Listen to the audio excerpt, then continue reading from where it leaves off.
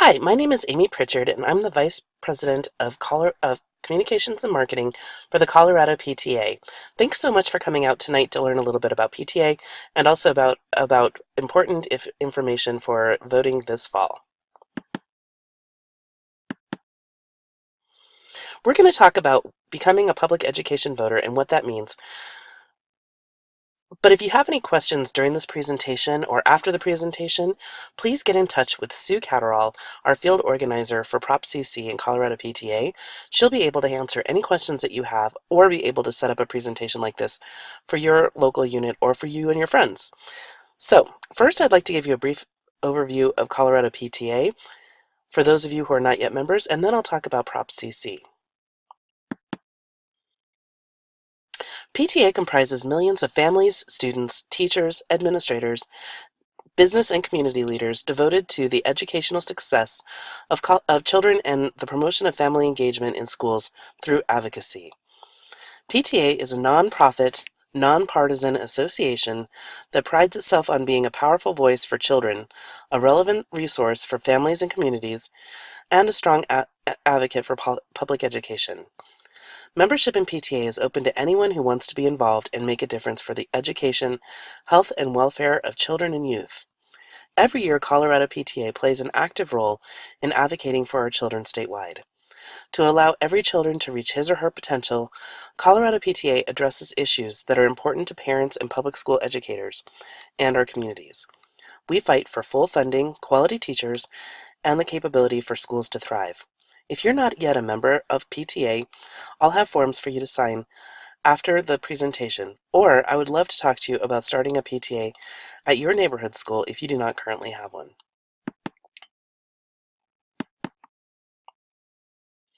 PTA's process for building successful partnerships starts with the National Standards for Family School Partnerships and consists of 3 steps.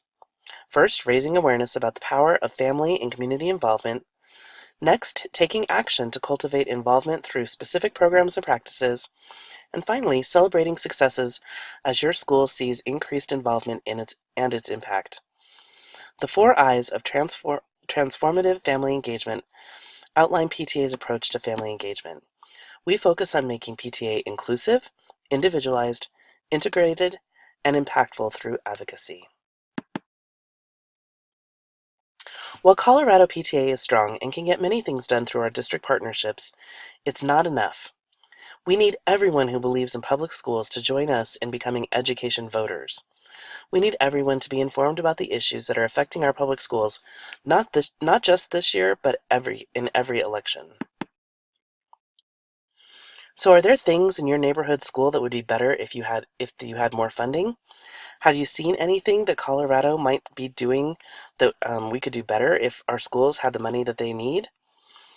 I think all of us have stories about how our school funding has impacted our kids. While the needs in Colorado schools have been growing, our economy is also growing, the money in our school system is not growing. Why is that? It's because of our current tax laws, also known as TABOR. Colorado isn't even allowed to invest all of our current tax revenue without a vote of the people. The result is that important public priorities remain, and it's becoming increasingly underfunded. As a result of funding formulas placed in the Constitution nearly 30 years ago, Colorado isn't allowed to keep and invest all of the tax revenue it collects under its voter-approved taxes without a vote of the people. Because of this, budgets for essential public services are slashed during bad economic times without ever being restored during good economic times, because they can't be under Colorado's Constitution. This means that Colorado's kids are funded less than kids in neighboring states. Again, despite our booming economy, Colorado ranks last in wage competitiveness for educators. This is having a dramatic impact on our schools. Many jobs that are going unfilled because educators cannot afford to live in the communities where they work. Bus drivers and paraeducator positions are being left unfilled. Knowing that they can make more in other types of job with the same degree, fewer students are entering teacher preparation programs. This means fewer professionals meeting the needs of our kids. Many districts have done a good job making do with less money and still meeting the needs of students. But please understand, the underfunding of our schools hurts kids. Today we're here to advocate for our students because Colorado schools are facing a crisis. Mental health issues and teen suicide rates are growing, and Colorado ranks 41st in the nation when it comes to per pupil spending. Colorado actually needs to spend $22,700 more per pupil just to meet the national average. This has resulted in a total loss of revenue to schools since the Great Recession, which exceeds $8 billion. Colorado kids are not able to compete with students from other states who are better funding their education system. These are students our kids will be facing as they apply for college placements and jobs.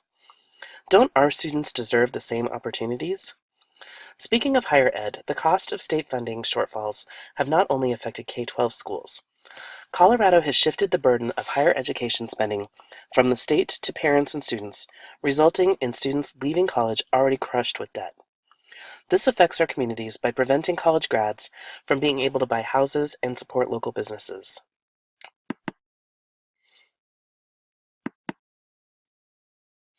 Colorado's financial constraints are not just affecting schools. Colorado's infrastructure, including roads, highways, and bridges, have not been able to keep up with the influx of people in our state.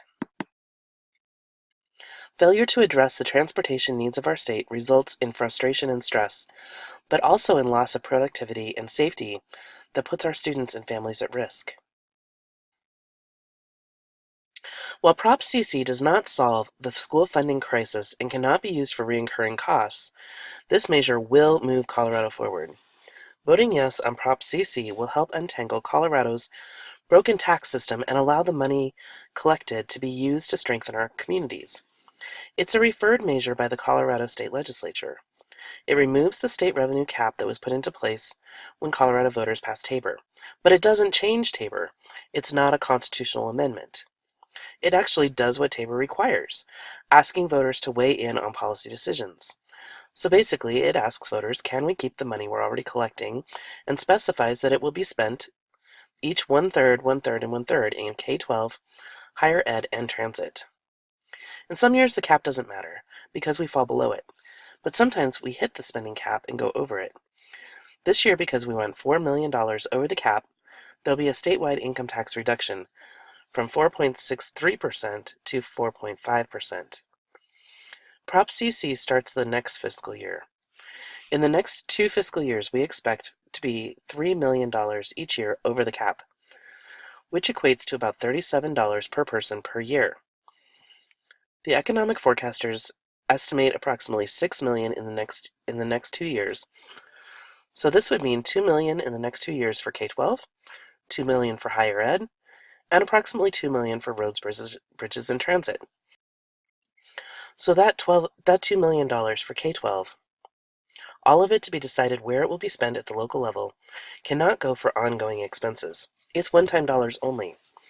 So it can't be used to hire teachers, but it can be used for grants for teachers, bonuses for teachers, continuing education and professional development.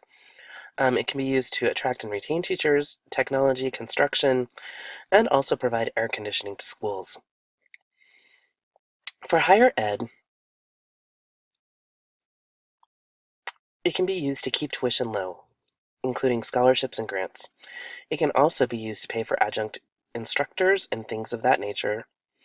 And finally, it can be used for roads, bridges, and transit. 45% will go to local government, 15% for transit, and 45% to CDOT for major state projects.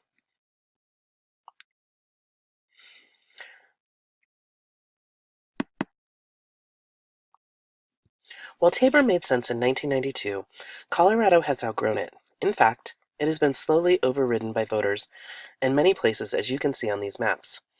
Ultimately, Proposition CC allows the state to do what most cities, counties, and schools, fire, and library districts already do by retaining the revenue beyond the Tabor limit. This is the actual ballot language that you'll see regarding Proposition CC.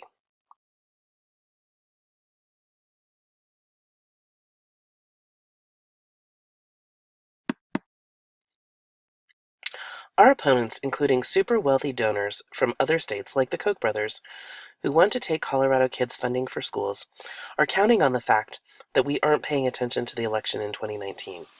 But we are going to prove them wrong. We have to get out the truth about. We have to get the truth out there and make sure our friends and neighbors understand what CC is and why it's so important to Colorado families. In fact, recent polling shows that 55% of people who were asked support Prop CC. The first step in helping our state meet the needs of our students and families is knowing the facts. Once again, Prop CC does not raise taxes, it does not change the Constitution, it does not remove or violate Tabor. It does specify where the money will be spent. It's time for Colorado's funding to move into a new millennium. We need schools, roads, and colleges to be as impressive as Colorado itself. Prop CC is a step forward for Colorado.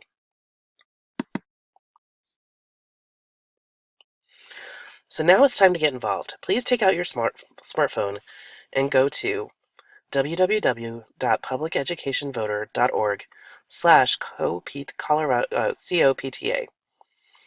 So this is where you're going to take the pledge and become an education voter. This will get you information about important ways you can support our schools and your community in the election this November.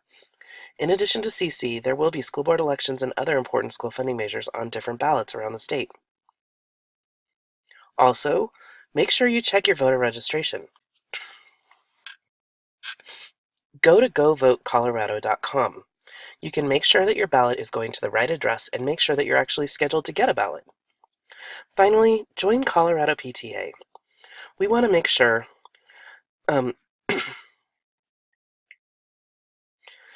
please fill out the Colorado PTA membership form on your handout. PTA membership allows you to get the most up-to-date information about opportunities to make our schools the best they can be.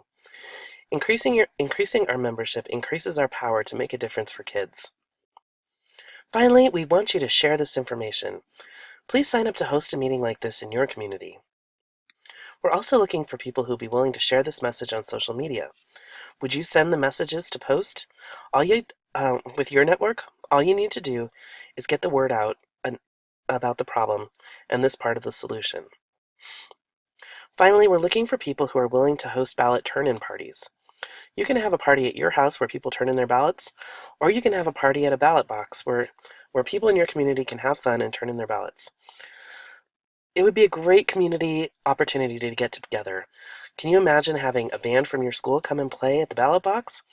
Do you think people will come and turn in their ballots if they know that they can get some snacks? We'll help provide funds for snacks and promotion.